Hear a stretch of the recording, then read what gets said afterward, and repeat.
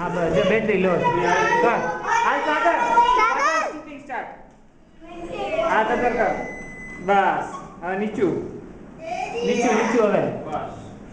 હા ઓલી સાઈડ થી શૂટિંગ આવે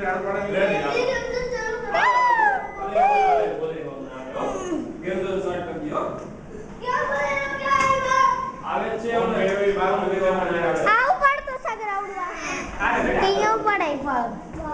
નો પડાય સાગર ઉપાડે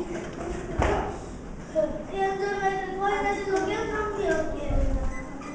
પપ્પા આવો ને સ્વિમિંગ પૂલ